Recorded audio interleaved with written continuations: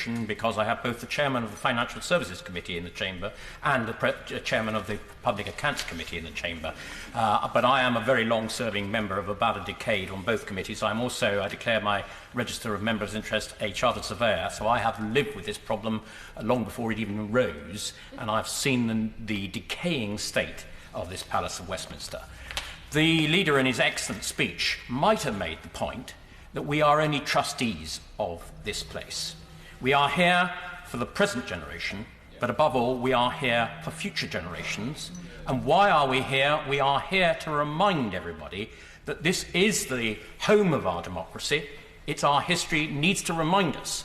Our forebears went to war twice to preserve our way of life and democracy. And I would caution colleagues about indulging in the argument that we are spending money on ourselves. We are not. We are spending money to preserve our democracy.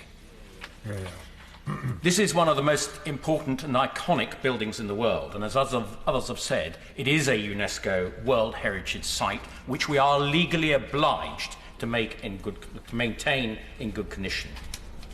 The standard of maintenance over the last few years has got worse and worse, as everybody can see. You've only got to look around this palace, see the amount of scaffolding. Large amounts of it is because there is falling masonry, and I think, as one of the former leaders of the House said, it is a wonder, mercifully, so far, that nobody's been hurt or seriously injured by falling masonry. We do need to do something about the maintenance of this place.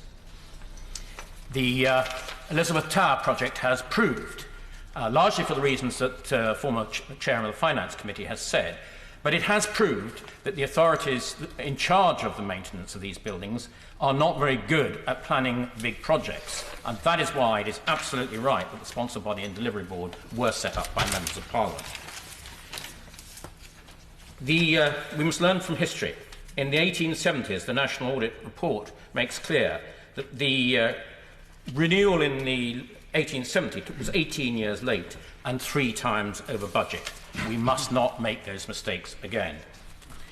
The sponsor body started in its shadow form, and it was substantially incorporated by legislation in the Restoration and Renewal Act on the 8th of April 2020. Now, it is going to make an interim report supposedly by the end of September, and we should not do anything to fetter any of the options. I want it to completely freely come out with all the options with an indicative cost, and then let Parliament, the government, the staff in this place, everybody else make their judgment as to what is the right thing to do.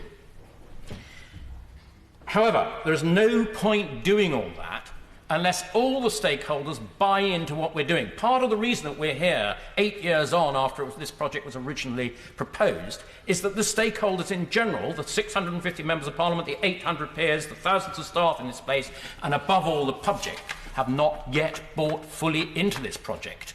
And I would urge those on the sponsor body to extend the 8th of August deadline for consultation, have wide publicity as to what we might do, and then let the sponsor body, with all that evidence, come up with the best solution. I therefore suggest that we have a longer consultation period. So, having established what is the optimal way of what we want to do, we've then got to decide how we do it. Now, I've been a long-term, as a surveyor, advocate of a full decant, and I still maintain that the most economical, the shortest way of doing this vast project is to fully move out. There is no question about that. However, if the political will and the COVID situation in terms of finance and what the government wants to spend has changed the situation so radically, I do have another solution for the House this afternoon, and it's this: to do the project in 2 halves. And I don't mind about the sequencing, but basically the idea would be to move out into the House of Lords, the House of Commons, do the restoration on this half, then when the House of Lords is complete, move us back into here and start on the House of Lords. In that way, the House of Lords would move out to the QE2 Centre, which the government already owns. All we've got to do is compensate the contractor there.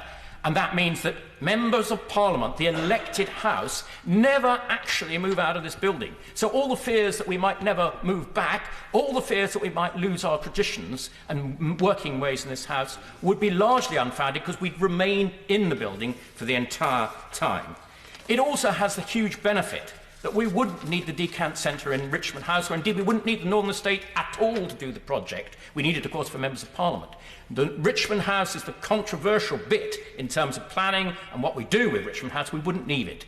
And at a stroke, we would save £500 million. We'd only need one decant centre. So I would say to the House, we've been discussing this long enough.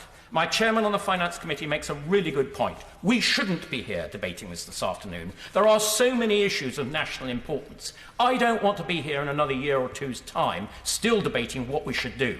I want to be here in 2022 voting on a precise proposal to allow the responsible body to get on with the work. We cannot, the time for talking is nearly over. We need action if nobody's going to be killed by poor maintenance of the palace.